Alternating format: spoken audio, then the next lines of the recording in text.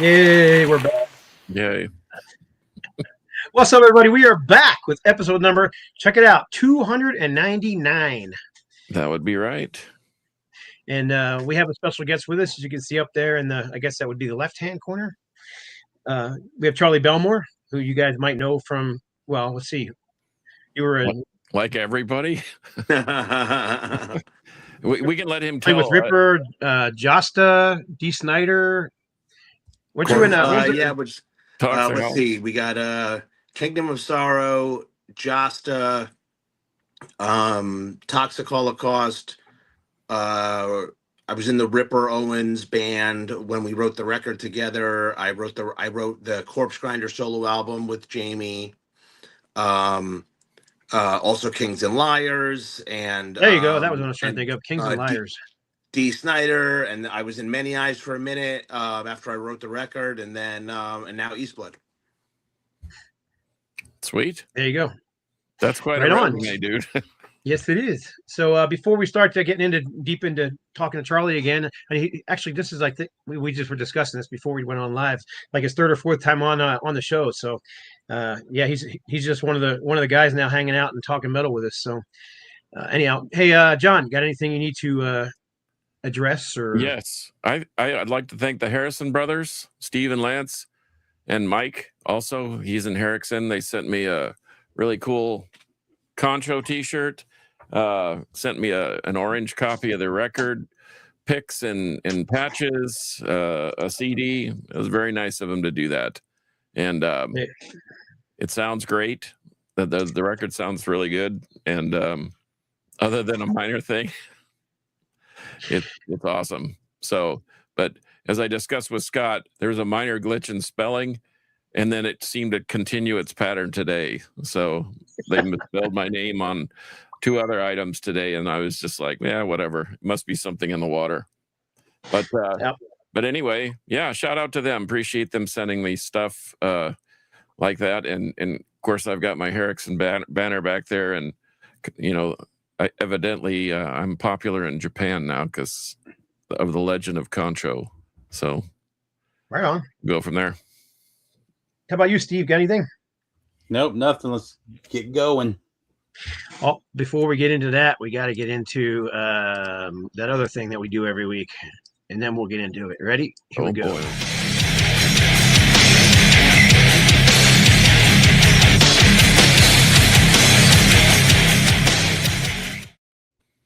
All right. This is my favorite part. I love that riff. That sounds like something Charlie Bellmore wrote it, actually. But okay, so my 2 picks of the week. I got a rock pick and I got a metal pick.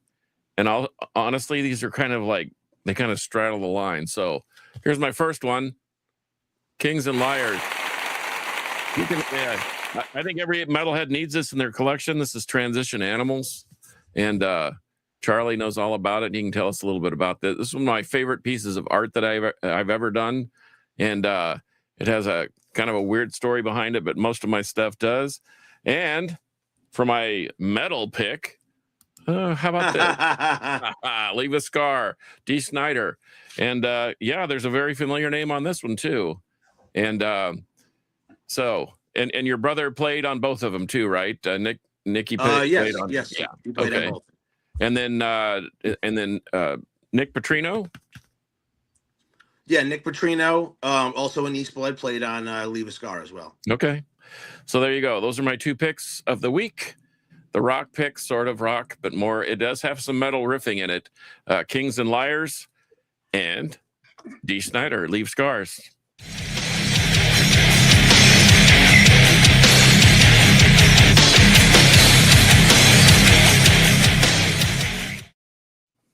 All right. Well, let's get into talking to our guests. We've got a bunch of people here. What's up? Tony Clem's here, Metal Overkill, Evan Williams, Tip Fam, and HPT Fan.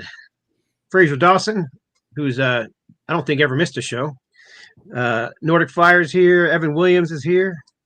Lots of people here. Welcome, everybody. We've got, like I said earlier, we've got Charlie Bellmore with us. You guys got questions for him, leave them in the comments, and we'll ask him. So, Charlie, I was going to say, I never noticed on your email, but it says singer-songwriter and riff monster. Yes. And I think that's a very apropos. That's a good thing. So, tell us when you started, and you kind of you gave us a rundown of all the projects that you participated in, but where did it actually start? Like the journey of rock and roll and guitar and all that stuff. Yeah. That started when I was 10 years old. My dad used to be a bar band bass player, and I asked him if he would teach me how to play bass, and he said no, because I'm not good. So I'm going to make you learn guitar. And he, found a teacher or whatever. And um, it was 1991. I was 10 years old, and I was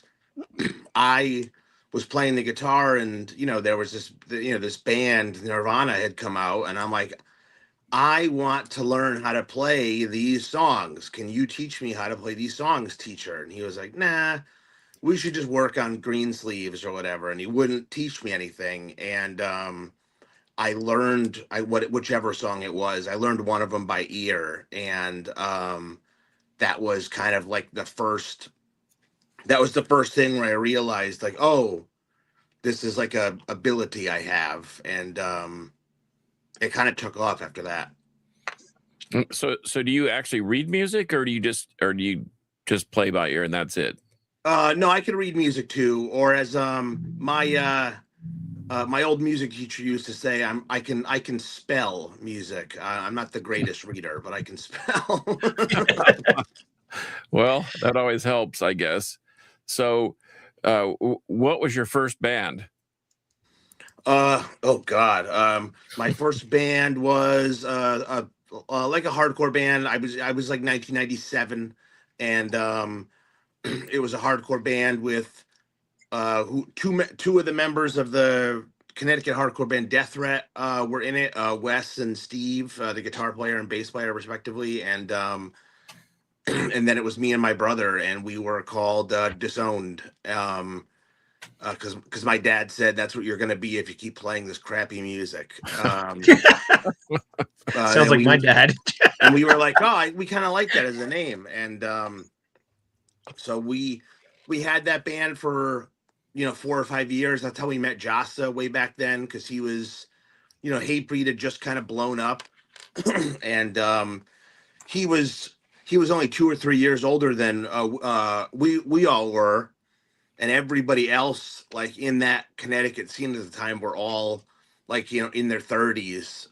So he just kind of were like, oh, I like those kids. They're hardworking kids, and they have nice equipment and whatever. And so we kind of just started working there. And then later on in the 2000s, we got into everything, space rock and blah blah blah blah blah, and all that kind of stuff. And Nikki at some point joined Toxic, and I started I started Kings and Liars probably like 2010 or something. So in between touring with various other bands and all that stuff, I started trying to do something of my own, because I always kind of played with other people. Right on. So I noticed that you didn't actually play on a Toxic Holocaust record, but you did tour with them, right? Yeah, toured with them for 3 years. Joel liked, I told him early on, because he said, oh, I think I might be doing a new record. And I said, well, you don't need me to, I don't have to play on it if you want it to, sound more like Toxic Holocaust or whatever. And then he was going to do the playing on it, and then I was going to tour on it. And then we got the offer from D. Snider to join his band during all that stuff. And we had a talk with Joel, and he was like, I mean, you can't say no. I mean, like, you're going to go play. We're not going to take it for, thousands of people. You gotta go try to do that. And so that's what my brother and I did. Yeah, I think I met you actually, and I'm looking back here at this T-shirt. I think that's kind of the reason why you and I, or at least your brother, I initially had talked to him, and then we actually met in person in the Woodlands, I think, when D came and did that show with his shirt off, when it was like 27 degrees outside. Oh, yes. What a goddamn nightmare that was. Yeah. It was a good gig, though. A lot of people there. And No, I still think about that show. What was the venue called? Lava Cantina. The Lava, yes, Lava Cantina, yeah. And there It was no was, lava to be seen, and it was cold that night. yeah, it was literally like 30 degrees or something, and it was all hot during the day, and then it like dropped to like 30 degrees, and it was outside, and like I was wearing like I had like a hoodie under my vest, and then D got on stage as we're playing like our background, like our opening music, like the intro music, and D takes his shirt off, and he's like, "Okay, why are you wearing a hoodie, man?" And I was like, "Oh, god damn it!" And so I had to take everything off, and I was just as just like my vest, and then just bare arms, and it was terrifying. Like by the time I got off stage, like I was just completely miserable, but it was still very fun. Yeah.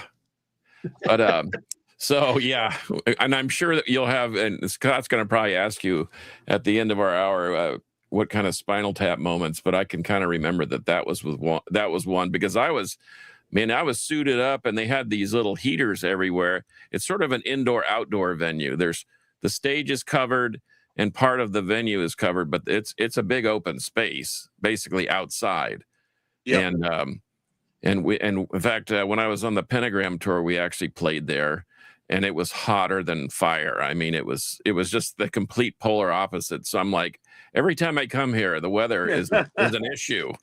But so anyway, you get off the road with Toxic, and you head to the D. Snider camp. Now, didn't you write all the first album, no, I'm not saying the first D. Snider, but the one that came out For the love of metal, yeah. For the Love of Metal, yeah.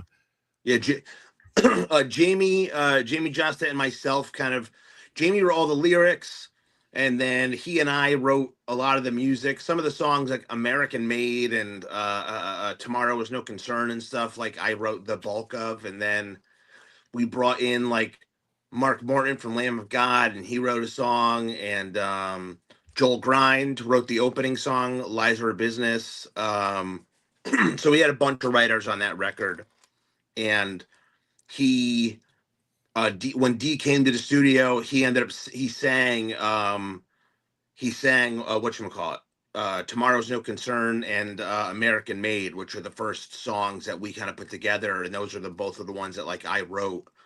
And he was just like, "I like you, we're gonna work well together." And he was just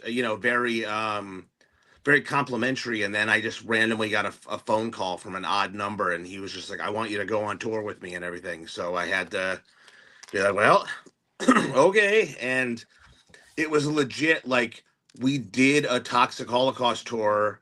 It was like all of June, and then we flew home and we rehearsed for like 3 days, and then we did a month with D, and then we had to go back out with Toxic, and he said, "I'll get fill-ins for those two." It was 2 shows over like 3 weeks. And we got the fill-ins. We had to watch the fill-ins play and everything, and we went back out. Toxic played like Vakken and did all this crazy stuff, and that was the end of our run. And funny enough, the drummer that we found, that was a very good drummer.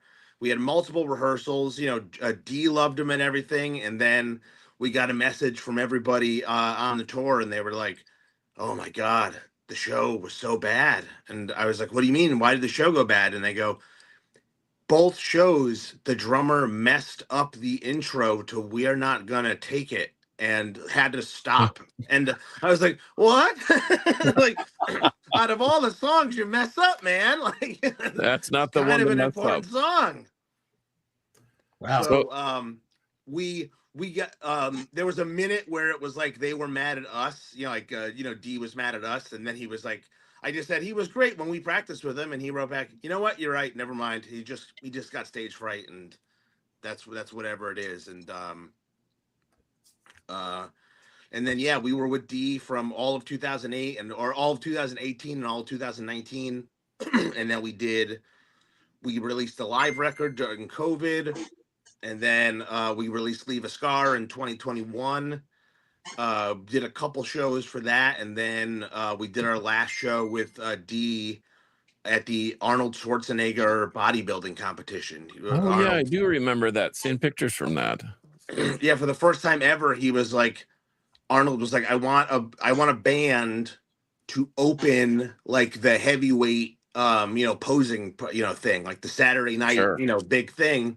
And I love Arnold Schwarzenegger. I love bodybuilding. I was always obsessed with it. Like since I was a kid, I wanted to go to the Arnold Invitational, and so I was like all in. I was like, we gotta go, we gotta go, and um, and it was just a wild scene because you're on stage playing rock and roll, and it's like an arena filled with people. They're all sitting because it's like there's gonna be people like posing in a minute, so it's not like a Gen Pop. Everybody's sitting in nice seats, and literally in the front row, in the middle, is Arnold Schwarzenegger in a big chair, like he's like legit, like he's King Conan at the end of the first movie, just sitting there, just watching. And I was like, this is the weirdest. Like, I don't know what my life is right now because this is so odd.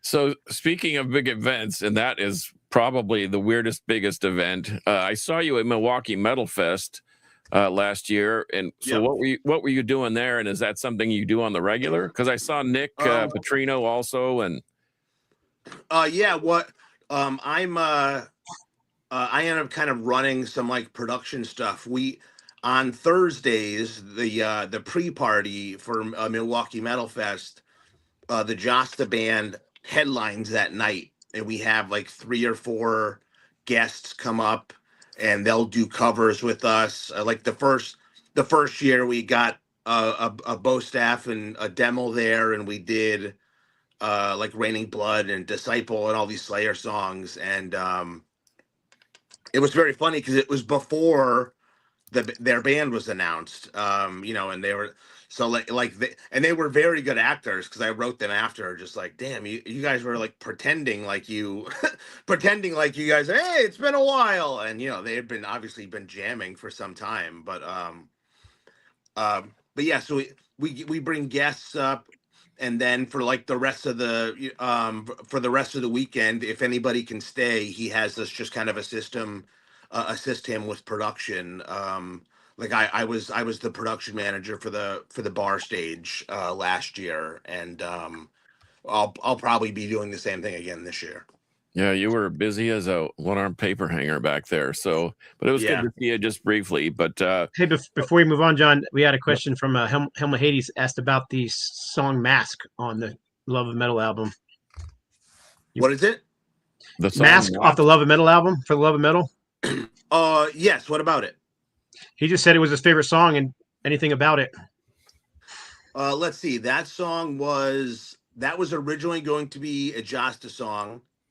We Mark Morton had written it from Lamb of God, and we probably recorded it like 11 times. Like there are so many versions of it because it was going to be on the first Jasta album, and then it was going to be on like Lost Chapters 1 or whatever. Like we couldn't make it make sense for us for some reason, and then we were like, oh, let's go back to this idea, and we were all like, it's not gonna work, just let's never mind. And Jamie was like, no, there's something here. And then he went in and sang that chorus that's on the record, and then like we kind of like reworked the song, and it made more sense. And yeah, like it was a song that sat around for many, many years, and then we had to like Jamie had to call Mark Morton because some of this stuff that he had sent us was years and years ago, and he released that solo album that he did with that he had a solo album, and like Chester Bennington and all these famous people had sang on it, and we were like all scared because he was like, hey, you didn't use any of those riffs that I sent, right? Because I'm releasing a solo album. And Jamie was like, oh my God, like we did, like, do we have to change the entire song? And then luckily we he didn't end up using that song on the record, so he got saved. But yeah, one thing nobody knows is that the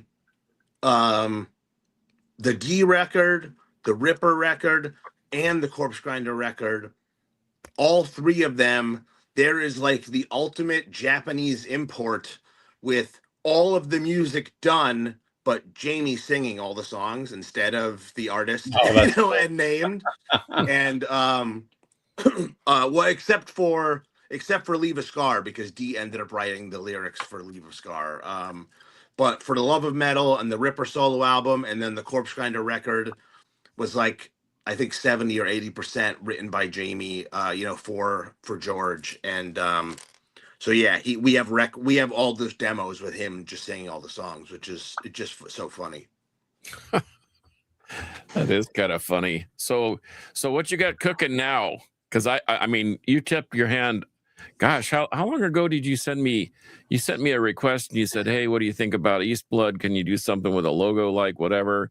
And I already had an idea, and I guess you had somebody else working on it, but I kept sending you ideas, and then I ended up sending you the horny goat skull thing, and it seems to work. I saw it on some of your promo stuff. So tell us about Eastblood, because it rocks. And this is your first soiree in singing, right? Well, Kings and Liars I sing, but okay, this that's is like right. really, really screaming. Eastblood, if any streaming service known to man, you go to you look up Eastblood, all one word, and our first song is out now. It's called Grift Witch, and maybe I guess the impetus for it probably happened years ago when I was out with Dee Snider. Me and Nick Petrino, the other guitar player for Dee Snider, and then I brought him in with Jasta as well.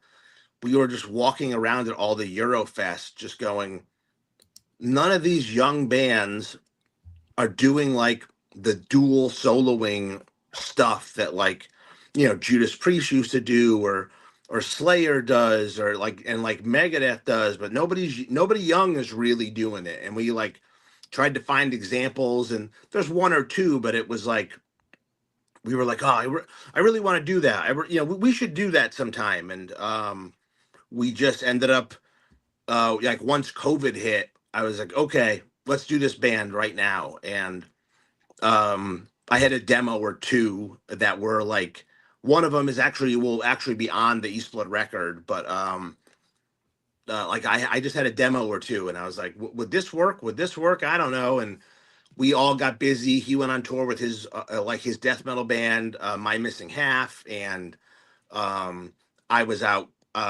doing stuff. My daughter was born in 2020, so on and off I'd be home. I was out with Kings and Liars.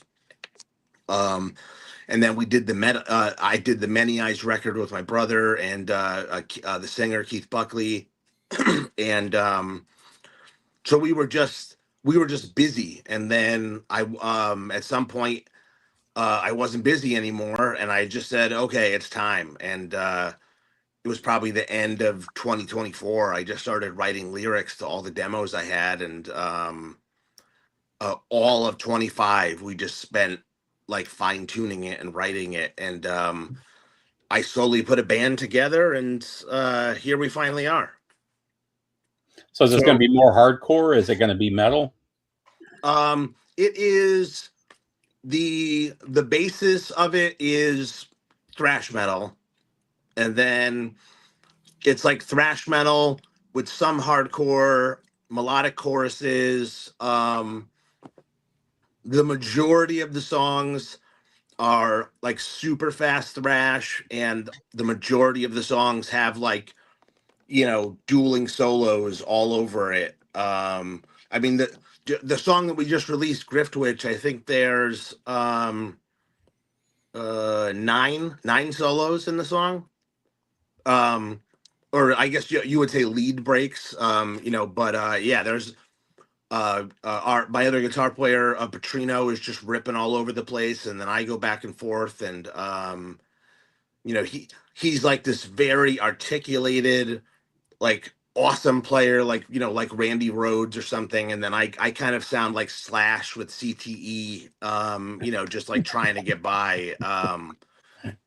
We have very different styles, and I ended up really liking it because I was like, I'm not like, I have a very blues based background, and that's like always what I liked.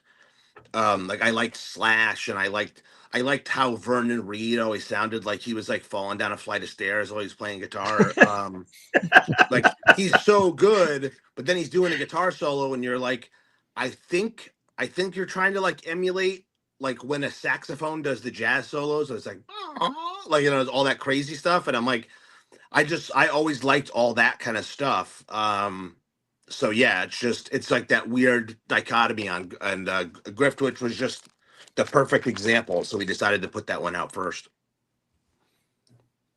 Right on. Well, I really like Nick's playing. It is different, but there you almost sort of had, it's kind of a Henneman Kerry King thing going on, because I think Henneman was probably more technical, and then King was more of a riff guy. Like you're a riff monster, and I think Nick kind of fills in that similar role as Henneman might have in that situation. But so what are the plans? I mean, obviously, to make money at this, which I don't know if that's the goal, but I think you should always get paid for your work. So what's the but you're talking about music. We get paid for that? Yeah, sorry, I don't know what I was thinking. Yeah, we're talking about music. So what are your plans? Do you have a label already, or are people nosing around with that? Or yeah, I mean, right now we were just I was just like, we were like gonna like pitch it and try to go to labels and do this and that, and I just said, why don't, instead of just pretending like we're big industry guys, let's just go back to just being a band like when we were kids, and let's put out a song, and then let's just go play some shows, and the record will probably come out like in June, like May or June. Like we'll get the CDs made and all that stuff, and make it all pretty, and then I mean, I'm a psychopath, so I've already written like 14 more songs or something. So like we more felt like we should just get out there. The quicker we do it at the beginning of the year, the more motivated we'll be. We have a lot of, obviously touring friends and everything. So we want it to be out. I mean, our drummer is Rob Ewells from Generation Kill, which is Rob Dukes's from Exodus's other band. And just like stuff like that, we're like, oh, well, if what if Exodus comes through, New Jersey or Connecticut or something, and we have the opportunity to, open or whatever. Like, it would be good to be an actual functioning band as opposed to like not have anything out. So like, we just said we got to start putting stuff out and just be a band like it used to be. So yeah, right now there's no label, and we have enough music that if somebody comes knocking, we'll have a label for the next one. Right on. Scott, we're intrigued by the brick wall. Brick wall. What? Yeah, I'm looking at you, and you're frozen in time with a brick wall behind you. Is that what everyone else sees? Yes. Yeah. Okay. All right. What the heck? I'm gonna take myself out and figure that out real quick, because I can't see that. So it's. I just thought, wow, is he trying to? Yes, you are issuing some sort of an impactful statement there, but anyway. No, that's. Yeah, but so what's been the most rewarding thing that you've done in the last, let's just say, the year, because this is brand new year and everything, and you got different goals and things you're going to try and do. What's I can't hear anything. Check. Can you hear me now? I can hear you. I can hear you. You can't hear me? Scott may have broke something. Uh-oh.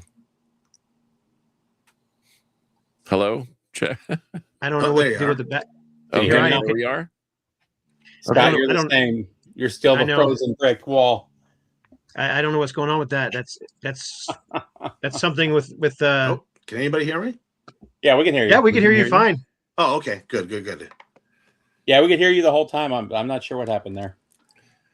Technology. So, what's your most rewarding thing you've done in the past year, and what are you going to target moving forward in 2026? And then I have to ask you if you like the new Megadeth. Let's see. Rewarding thing outside of music or in music? Both. I would probably say outside of music, the most rewarding thing I did last year was lose like 60 pounds. And the most rewarding thing in music was somehow I've never mixed a record before or like recorded a whole record. I always just kind of write a demo and then I send like little fake computer drums. And my brother was on tour with Many Eyes for like a month and a half. So I had our drummer, Rob, he recorded drums in one place and he sent them all to me. And then I tracked all of the guitars. And then I sent that audio to Nick Petrino and he tracked his audio and he sent it back. And then I sent it all to Chris Bodette, who's also in Kings and Liars. And he sent it back. And then I recorded all the vocals myself. And actually doing a whole record kind of myself, engineering wise, was pretty cool. Right on. So what do you think of the new Megadeth? I don't know, man. Like it's fine. Okay.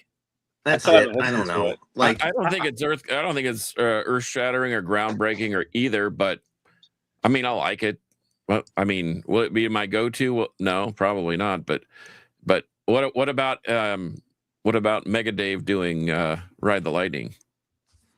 I felt like that was probably, you know, I don't know the man, but it just feels like something that he needed to do, you know, like clearly getting kicked out of that band when he was whatever, you know, 19 or 18 or something. It messed him up for his whole goddamn life. So if he needed to cover a song that he co-wrote, and maybe that gets him to a point in his life, like after this band ends, where he could like, you know, be happy, like walking around, like, then whatever. I mean, they did it like kind of note for note the same. And you know, they paid full respect to it. Which is normally like you wait for him to like kind of, you know, be be somehow like offensive, to Metallica while talking about it. But he's just like, oh, Lars is a great songwriter and James is such a fantastic guitar player. And you're like, oh, okay, well, maybe he's actually better. Like, you know, what a wonderful idea, you know? Yeah, maybe there's some catharsis there, and then calling it your last record and whatever. I don't know. It's sort of like kind of weird for me. I don't even feel like it was his idea. Will he potentially do like a Curb Your Enthusiasm, like Screw Up, and like the last show say something wildly offensive about Metallica? It's very possible. And but you know, people get old. It's something like the Rolling Stones can get old and they can still play Satisfaction and they can still write new songs, and the new songs will still they're still going to kind of vibe a little similar. But you know, like Metallica and Megadeth and like Judas Priest and stuff, like it's another level of athleticism. And when people are like, "Oh, why can't they do it like they used to?" and it's like, I don't know why. Like, why is Michael Jordan not still playing basketball at 61? Like, because It's fucking hard. And like, I mean, drummers, like, I still can't believe like Scott Travis is still going. He's crushing it. And like, I don't know what Halford did, what deal with the devil he decided to make, but he is hitting all those notes, and it's just shocking. And I will say he's using I saw them a year or two ago, and I'm like, how did you figure this out again? Like, because there was a point where he was kind of falling off, and you're like, oh, like this. Oh, well, and do remember that he wasn't sober. He had a torn muscle in his abdomen, and he had back issues, and then he got it all fixed and got cleaned up, got a little more healthy, and you know.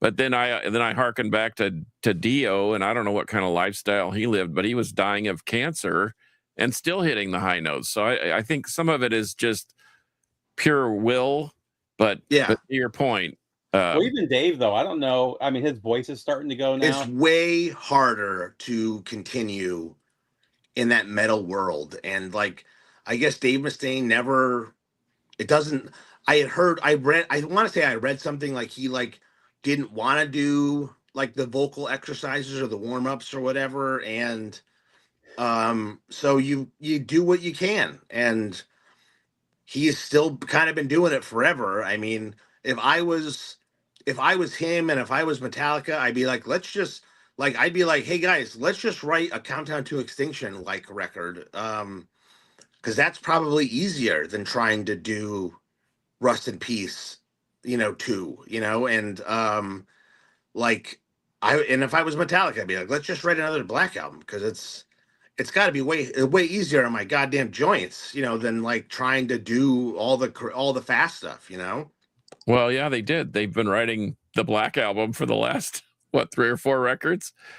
I mean, yeah, it's like a weird mix. Yeah. And it's a better mix, but it's like there's definitely fast stuff involved. True. But it's a nice mix now what they do, and it makes more sense for the age that they are. Sure. You know who's still killing it? That's older is James Rivera and the Hellstar guys. What? Yeah. Oh, are you familiar with Hellstar? Texas band, James Rivera. Some people call him the Mexican Dio. And it used to be a point of contention, but now he kind of embraces it. Tornillo. I never heard of him. Too. He's he's I think early 70s, and he's still hitting those high notes. It's insane how good he sounds. I can't hear you. Can you guys hear me? Yeah. You can't hear me? Or no, Steve? Somebody was just up top. Yeah. You were talking. I couldn't hear you. Can you guys hear me, Scott? I can hear you. I'll turn your mic up though on my end here. No. But yeah, go ahead. Sorry. Can you hear me now? I think I can only hear you, John. That's weird. That's very strange. I was able to hear people before. Boy, we're really StreamYard's going to get a nasty gram from us today. A strongly worded email, as they say. Yes, that's exactly right. So when you're just sitting around the house and there's nobody home and you want to put something on the stereo and crank it up, what are 3 bands or 3 records that you'd want to check out at a high volume? Let's see. I would say for favorite records, I love there's a band called Cave In, and they're from Boston, and they have metal records and all this stuff, but they have a record called Jupiter, and Jupiter it's like a weird space rock record, but it's just friggin' perfect. Just front to back amazing. And it takes you on a journey, and you could hear like there's moments where they're like embracing like Rush and all this kind of stuff, and all this more kind of proggy stuff, and it's just such a blast. Okay, I'm taking notes. Let's see. As far as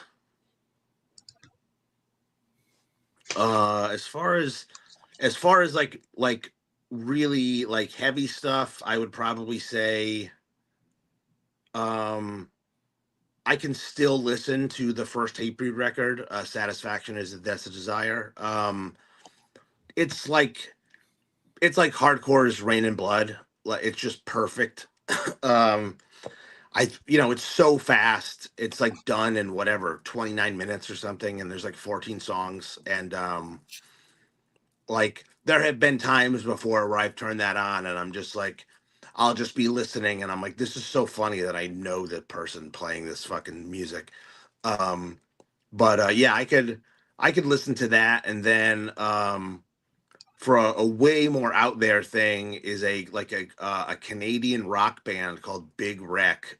They they had a 90s hit or two, and then they were like they used to say they were a Boston band, and then you found out that the singer was Canadian, and when they got back together, he hired a bunch of Canadians so they could like get paid, because you get like money from the government in Canada to like play Canadian music, because you're like, it's like some form of like tourism or something. It's some weird thing, like you're promoting Canada, and you get played on the radio if the band is overwhelmingly Canadian and all that kind of stuff. And they wrote a record called Albatross, which is just, it's like a hard rock record. And the singer guitar player is like, he's got a Cornell level voice, and just does this. One of the solos on the record was like nominated for like the best solo of the 2010s on Guitar Magazine, just because they were like, this is the craziest solo I've ever heard in my life. And so yeah, that would be the three, I guess. Well, I'm learning something. I mean, I knew about Satisfaction is the Death of Desire. That's a crusher and always has been. In fact, we were having a little debate about Hatebreed prior to, on our little group text prior to the show. And I really like Perseverance. I think that's a harkening back to that's that. my favorite is Perseverance, but I love that's harkening back to that similar, just all out, all the way to the wall aggression. But yeah, it's hard to, that's where you would start with them. If I were putting you in like, where do I start with Hatebreed? Yeah, those two probably would be there. Fraser Dawson's got a question for Charlie. Oh, what? Right there on Somebody the screen. says, what is your guilty pleasure that nobody would expect you to listen to? Well, I have a 6-year-old daughter, and then a 12-year or 13-year-old stepdaughter. So basically, all the stuff that nobody would expect me to listen to are things that they have to play in the car. So Been there. For the last Still year, doing I had that, to listen unfortunately. to like the K-pop Demon Hunters soundtrack 1,000 times, and yeah, my grandkids are into that. It's horrible. The 13-year-old really got into Sabrina Carpenter, so I had to listen to her forever. And then I fought to not have to listen to the Wicked soundtrack, but occasionally I would have to listen to the Wicked soundtrack as well. But if I had to pick one of those as a guilty pleasure, I would probably say the K-pop Demon Hunters record, because as much as the songs are like annoying, like I'll be like, oh, this goddamn song is so fucking annoying. Like 45 minutes later, I can't get it out of my head, and I'm like, all right, well, they did something right here, because these songs are freaking catchy. I don't even like it, and it's catchy. Yep, that's for sure. My grandkids watch that K-pop, J-pop, whatever it is, Demon Hunters as well. So, because I was listening to one of my guilty pleasures today. I haven't listened to this thing in years. But anybody else like this Genesis album? I like all the Genesis. I mean, even back to the Peter Gabriel era. And of course, I love the Peter Gabriel era, but I rarely listen to the poppier stuff. But I like it. So I'm a little older, so I was more steeped in that early '70s stuff. Same here. But it's just I don't know, man. That's the foundation for, we've had this discussion before, as where does proto metal and what's the real foundation of rock and heavy metal? And it, I mean, you could start with Black Sabbath, I guess. That I think they made it more popular. What do you think about Black Sabbath, Charlie? You got any hot sports opinions about Sabbath? No, they're just great. I mean, everybody, it's for whatever arguments there used to be. I feel like at some point, even like because people used to like slam Ozzy and be like, "Oh, Dio's the better singer," and blah blah blah blah. But at some point, like they did that farewell tour. They did the Ozzy farewell tour with the band for whatever, that year or two. They did that, and like like I went to 2 of the shows, and all my friends were like, "Oh, how's he looking rough up there? Oh God, this is so sad." Because it's like the second song in, he's trying to sing, and he's fine. He's like a 70% out of 100. He's doing fine. And then by the end of the show, they're like, Ozzy is the best because they're like he didn't used to not stop moving, was just running back and forth, smiling the whole show, and they like realize like, oh no, this guy really likes what he does. Even though he was just a completely insane person. He really did like rock and roll, you know? Yeah. Did you see them on the End tour? Yeah. Okay. Because I saw them twice too. And in fact, the first time we saw them was in Denver, and that was their first American show. And we paid a little extra for the first 2 rows, and then we got to go to sound check, which was really probably better than the meet and greet, because the meet and greet was more like a cattle call, stand on the tape, get your picture taken, don't interact, don't talk to them, don't shake their hand, don't give them anything. But at the sound check, each member discussed their rig, what they were playing, their backup unit. They introduced Wakeman's kid as the keyboard player. Ozzy was very engaging, and even though he kind of shuffled out there, and I'm thinking, oh gosh, here we go. And then he seemed pretty lucid and healthy, and so I thought that when they went out on the End, I thought that they were hitting on all cylinders, as many cylinders as they had left. Even though Bill Ward wasn't there, which was a little bit of a disappointment, but I had read all the articles, and he just physically, like you said, the older you get, that stuff is physical, man. And he was a physical drummer back in the 70s. But I thought Tommy Cluflatos looked just like a 70s version of Bill Ward back there. I thought he was awesome. Yeah, I thought he did a good job. I was hoping that what's his name, Brad Wilk from Rage Against the Machine was gonna, because he did the drums on that record, and I was hoping that they would have him go out. I understand why they had Ozzy's drummer go out, because Ozzy's drummer was being paid a retainer, quite frankly, for a year. So they were like, well, we're already paying him, so let's bring him out. We're not doing Ozzy shows. Let's bring him out here. Like, and it makes sense, and he's a great drummer. But I love all the musicianship in Rage Against the Machine, and I always think that it's not discussed enough. But like Brad Wilk and Timmy Comerford are just one of the greatest rhythm sections maybe ever. They're just so locked in. Well, you guys come from similar backgrounds too. Both guys have that hardcore background. Charlie, a couple people are asking if your new band has a website or. I can't hear you, Scott. Okay. Oh, ask John if you can hear me. Ask him if his new band has a website. I don't know what's going on with the sound. Okay, since we don't know what's going on with the sound, Charlie, what is there a website? Or I know there's a Facebook page and Instagram, and it's just Eastblood, EASTBLOOD, all one word. And Eastblood or Eastblood Band on Instagram and stuff like that. But what's the link on Facebook? Is that what it is? Eastblood. Eastblood on every streaming service. I haven't really put up a record myself in, I don't know, 5 or 6 years, even before that. And what a pain in the ass it is to get it on all the streaming services. Like, they're like, oh yeah, it only takes a day. And then like, it was like day 7. And I'm like, when the fuck is it going to be on spot? Like, nothing was working right. And then I looked further into the website, and they're like, oh, well, the first time you upload stuff, it's going to take a considerable amount of time. And I was like, oh, wow. Well, I didn't know that. But are you on Bandcamp by chance? Yes. Okay. Bandcamp, I believe, is Eastblood Band as well.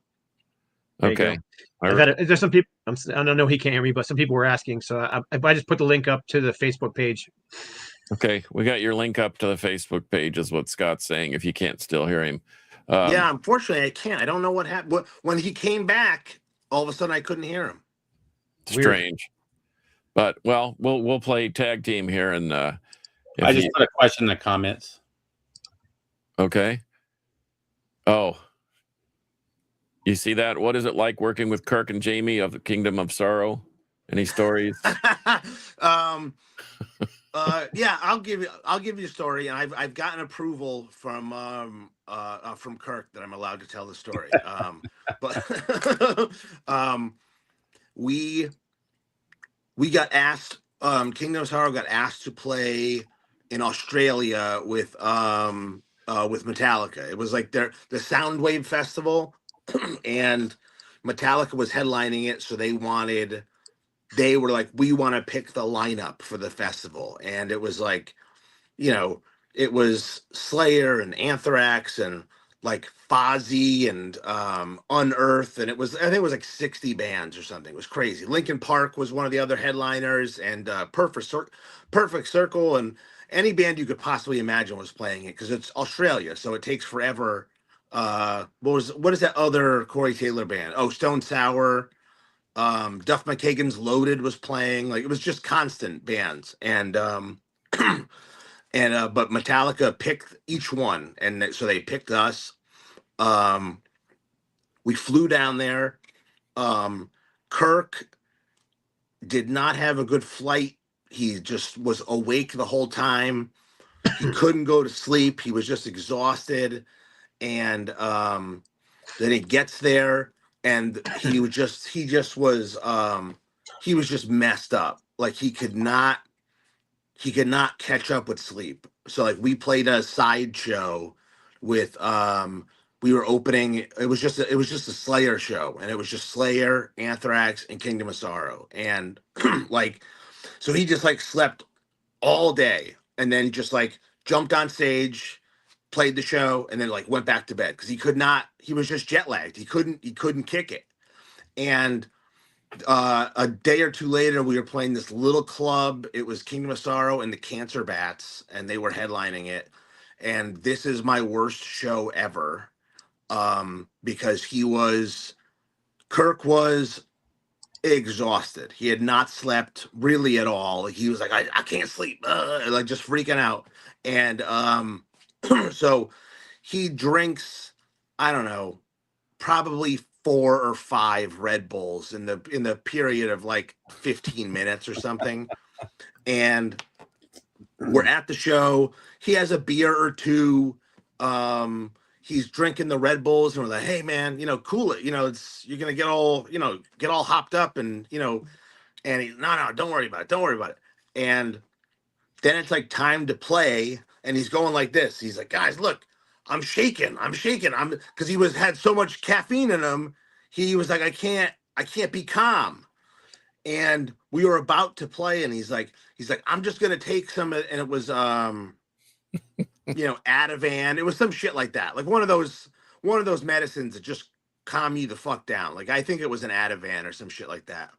And he pops that, and we're like, no, spit that out. Like, you can't have that.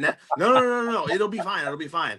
And like, no joke, 2 songs in, he went from just being 1,000 to like 0, and he was just like falling asleep, standing up on stage. He was like messing all the notes up, and we kept turning the volume down on his amp. Our bass player would like just go back, and he would like move the volume down in the amp. And then like at the end of the song, we'd stop, and he'd be like, someone's messing with my volume. Like, he knew that we were screwing with him. But like, he was so worried about being awake that he was just on 1,000 with all these Red Bulls, and then he took something to just go down, and he just went down so hard. And he maybe only had 2 beers or something, but he was just completely out of his mind because of that medicine. And it was a disaster of a show. I'm trying to think when I saw you with Kingdom of Sorrow, and was it Guar? Was it Guar and Toxic Holocaust? If it was that tour, I wasn't in the band at the time. I joined after that tour. Was Nicky in the band? Yes, he was in the band. And then I joined, and we did Mayhem Fest. When I was in the band. And for one more Kingdom of Sorrow story, which I also have permission to tell, because we told it, I think, maybe twice on Sirius satellite radio years ago. So Kirk is aware. But It was leading up. We were recording Behind the Blackest Tears, and it was leading up to the Saints going to the Super Bowl. And Kirk's from New Orleans, and he at the end of the story, he had to fly home when they won to go to the Super Bowl. He was like, I can't be here anymore. Like, I'm going. And like he had to be home, so he was there for the Super Bowl. He wanted to be with his people for the Super Bowl. He couldn't not be there, which whatever, I get. And but he was up for a few weeks, and he would he was watching the Saints win and like go to the playoffs and go to the championship game and all that kind of stuff.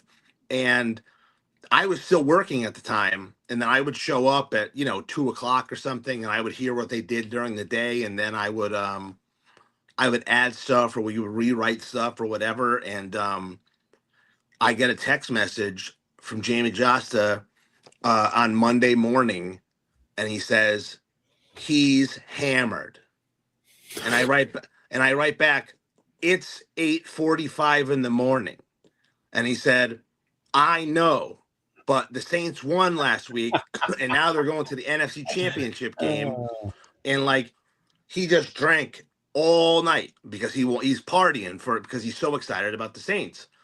And can you come here? Like, there was some songs where I played guitar, there were some songs he played guitar, and he was like, can you come and play your guitar songs now so we can like, we don't lose the day? And I was like, okay. And like, I found an excuse to get out of work, and I split and I go down there, and Kirk's in there like singing some of his vocals for the record. And he walks back into the room, and I'm sitting next to Jamie, and my phone blinks, and it says, don't say anything to him, but I told them all the liquor stores were closed because it's election day. And I'm looking at the text like, it's January. Like, who has an election in January? What are you talking about? Like, how does this fly one bit, And he goes back in to do more vocals, and I'm like, he's gonna have to find out about this. And he's like, no, I think it'll be fine. And then sure enough, he comes back in, he's like, goddamn election day. Like, he literally brought it up. Like, he was mad that like he couldn't get some beers or whatever. And the rest of the time he was fine. They won the NFC Championship game, and he was like, I'm leaving. I have to go home and prepare. And the record was done. And then whatever, a year later or 6 months later, we were on the Mayhem Fest. Jamie tells that story. And again, mind you, it happened a year before. And Kirk was so mad at him that he wasn't allowed to drink. And we're like, this was a year ago. And he's just like, I can't believe you lied to me. And he was just so mad about it. And but it was just so, like, I'll never forget that I was just looking at my phone, just going, election day. How do you for a second think it's election day? But I don't know. He was always he drinking did. back then. Yeah, he's He was cleaned a it up a heavy little drinker. bit. He's cleaned it up a little bit, but Oh yeah, so he's there- working is out there like ever- crazy and is posting crazy TikTok videos. And yeah, he got Crowbar, like, got into some algorithm, and like they were some song, I think from Sonic XS, was like got in some TikTok algorithm, like when people nice. were, I don't know, doing a dance, or it was just like background music or something, and it just plays and plays. Everybody just uses the same thing. And I guess like last year they couldn't, any of the shirts from that particular record, again, I think it was Sonic XS, was they could not keep those shirts in stock. Like, and they were on tour, and it was like, I saw him at some point, and he was just like, yeah, literally, it's like, the whole show was like 17-year-old kids. I don't even know what the fuck is happening. And then somebody finally said, you have some crazy TikTok video. He's like, oh, really? wow. Well, I guess the internet is useful for some things. If it gets people paid, that's for sure. Well, that video of Bobby helped him sell that Yeah. tour out. Oh yeah, no kidding though. The staring with the fan, and you know, being on tour with them for 15 shows, 15 days, you learn a lot about people. But that, you know, we had. In fact, Steve, didn't you get us an extra fan? I know it was like a dual fan thing because they wanted to like reenact that particular stare with the hair flowing and all that stuff. So whatever gets you clicks, I guess. But well, anyway, were they Charlie, were they trying to do that stare? Like they were trying to make it? Oh yeah. God.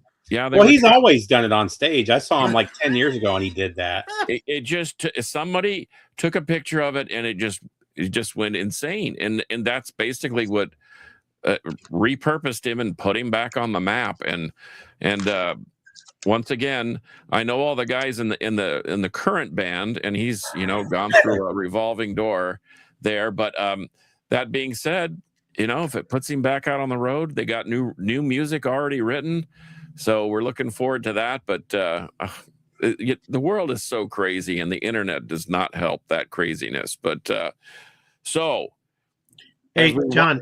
Yeah, I know we're running out of time, but why don't you end the show since some people can't hear me? So you know, do it the same way I do it, or however you want to do it. I don't care. Just let me know, and I'll put up the banners and stuff when you say them. Okay, Charlie, can you hear Scott? No, not again. Can't. Okay, well, here's the deal. You know how we end it? We're usually trying to stick to an hour or whatever. But so where can they find it? Go ahead and go through the social media routine. Where can they find Eastblood? And then we'll go at all social media. It's either Eastblood or Eastblood Band, and all social media for me is just Charlie Bellmore. I do weekly 3 or 4 TikToks a week now. I show favorite riffs of mine. I show you how to play riffs that I've written. I write riffs every single week, and you know, I let everybody on my TikTok like say if they're good or not, and you know, just to let people in on the artistic process, just because I just thought that was interesting. And by the way, to your point, that's really, I mean, it's fun for me to figure out what, you know, to see what you're going to do next. And not just because you're a friend of mine and I know you, but the fact of the matter is I love metal, and it's all about the riff to me too. And the fact that you're doing that, and I think it's fun for people to see that it ain't easy, and when it's good, it's great. So keep it up, and I hope it helps with the process. But anyway, Steve, where can they find you? As always, Harmless Rebel on YouTube and Harmless_Rebel on Instagram. Okay, and Scott, you can find him everywhere. He's like omnipresent. He's No Life Till Metal. He's Scott Waters on YouTube. He's everywhere. He's everywhere. And you can find me at In the Crypt on 128 DB Rock, also with Carcass John's Alter Ego. And I've been playing the heck out of some of those Kings and Liars songs on there, Charlie. Awesome. And Instagram, you can check out some of my artistic meanderings at Carcass John Art. And the way we end this thing is we just sort of dismount by saying, metal will prevail.